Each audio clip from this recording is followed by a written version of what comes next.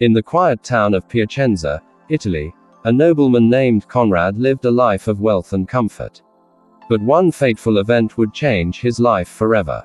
One day, as Conrad went hunting in the fields, he ordered his servants to set fire to some dry bushes to drive out the game. But the flames spread wildly, engulfing the land and nearby homes. In fear, Conrad fled, leaving an innocent man to take the blame. But guilt weighed heavily on his heart. In a moment of deep remorse, Conrad stepped forward, confessed his fault, and gave away all his wealth as compensation. With nothing left, he and his wife chose a life of holiness. She became a nun, and Conrad became a Franciscan hermit, retreating into the wilderness of Noto, Sicily. But Conrad was not just an ordinary hermit. His faith moved mountains, and his prayers brought miracles. One day, as he sat in his humble cell, a group of starving villagers knocked at his door. They had heard of his kindness and begged for food. But Conrad had nothing to offer. With unwavering faith, he knelt in prayer, and before their eyes, the little bread he had began to multiply. Every person was fed, and yet, the bread never ran out. In another instance, the fields of Sicily were under siege.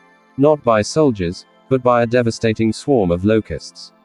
The people, desperate and afraid, turned to Conrad. He raised his hands to the heavens and prayed. Within moments, the sky darkened, and a miraculous wind swept through the land, carrying the locusts away. The harvest was saved, and the people rejoiced. As word of his miracles spread, the sick and suffering came seeking his blessing.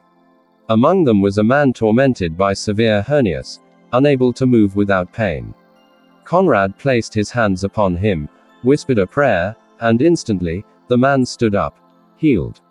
From that moment on, Conrad was known as the patron saint against hernias.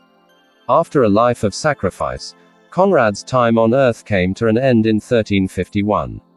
But even in death, a final miracle was witnessed. His body, rather than decaying, emitted a heavenly fragrance, proof, many believed, of his holiness. His relics now rest in the Basilica of Saint Conrad in Noto, where miracles continue to be reported by those who seek his intercession.